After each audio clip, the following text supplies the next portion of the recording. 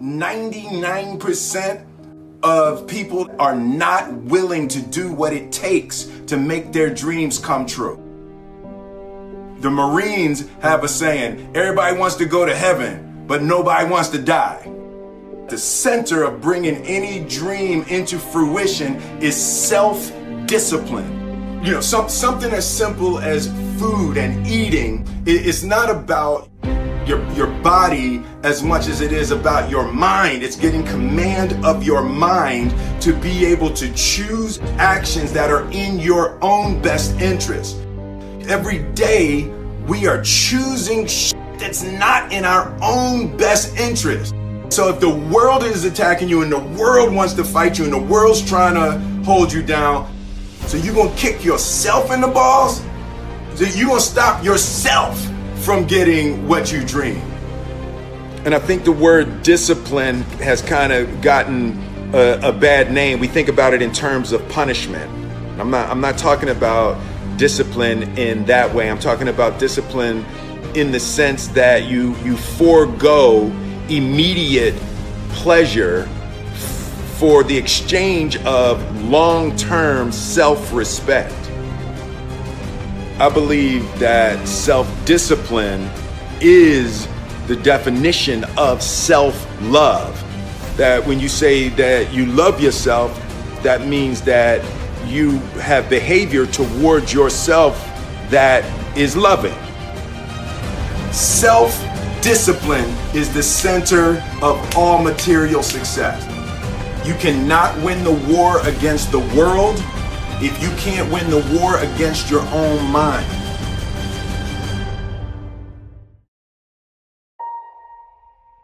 Self-love is when you say to yourself, oh man, look, I know you and that girl got a real connection.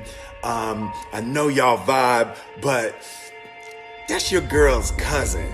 So I love you too much to let you do that. It's like you say to yourself, hey man, look, I know you want to eat that pizza and it'll be really good, but I can't let you eat that, man, because if you eat that pizza, you're going to feel like shit, and I love you too much to let you eat that. Self-love is, hey, look, I know you got a test on Monday, and I know you really want to go out with your friends and Saturday night you want to go out, but if you fail that test, you're not going to feel good about yourself. I love you too much to let you go out tonight. Self-discipline is self-love. If you want to be happy, you have to love yourself, which means you have to discipline your behavior. The road to sustained happiness is through disciplining your behavior. We tend to base our self-esteem on what other people think. And that's not really self-esteem. Self-esteem is supposed to be how we feel about ourselves. And I was just saying how dangerous it is to allow other people to determine how you're going to feel about you. And it's kind of like looking into a broken mirror. You're going to look in a broken mirror and then change your face to try to look good in this defiled, busted, broken mirror.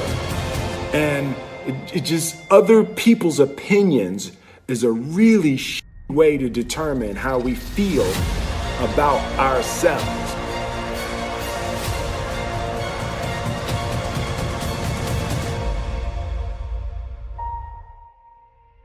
It don't matter whose fault it is that something is broken if it's your responsibility to fix it. For example, it's not somebody's fault if their father was an abusive alcoholic, but it's for damn sure their responsibility to figure out how they're going to deal with those traumas and try to make a life out of it. It's not your fault if your partner cheated and ruined your marriage, but it is for damn sure your responsibility to figure out how to take that pain and how to overcome that and build a happy life for yourself.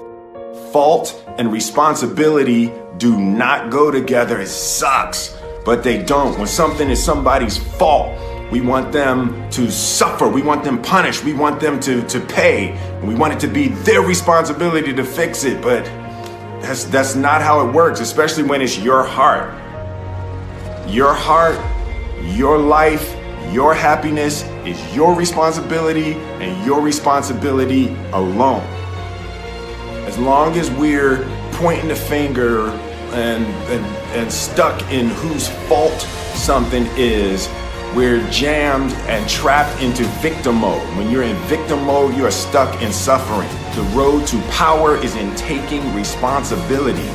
Your heart, your life, your happiness is your responsibility and your responsibility alone. You can make a person smile, you can make a person feel good, you can make a person laugh, but whether or not a person is happy is deeply and totally and utterly out of your control. The prerequisite for spending time with any person is that they nourish and inspire you. They feed your flame. Look at your last 5 text messages. Are those people feeding your flames or dousing your fire? Put your phone down for just a second and look around. Look to the people around you. Are those people throwing logs on your fire or are they pissing on it?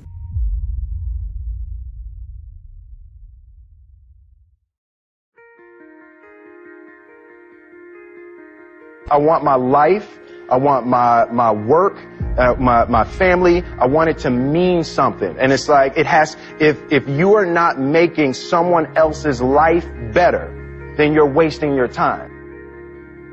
The separation of talent and skill is one of the greatest misunderstood concepts for people who are trying to excel, who have dreams, that want to do things. Talent you have naturally. Skill is only developed by hours and hours and hours of beating on your craft. You don't try to build a wall. You don't set out to build a wall. You don't say, I'm going to build the biggest, baddest, greatest wall that's ever been built. You don't start there. You say, I'm going to lay this brick as perfectly as a brick can be laid. There will not be one brick on the face of the earth that's going to be laid better than this brick that I'm going to lay in this next 10 minutes. And you do that every single day. And soon you have a wall. And soon you have a wall. And I think psychologically, the advantage that gives me over a lot of people that I have been in competition with in different situations is it's difficult to take the first step when you look how big the task is.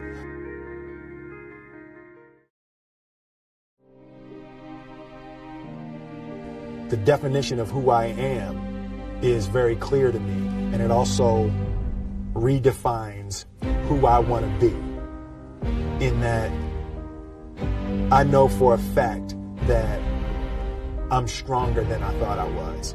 You know, you can't help but ask yourself the question, what would I do if I was in Muhammad Ali's shoes? I'm motivated by fear. I hate being scared to do something.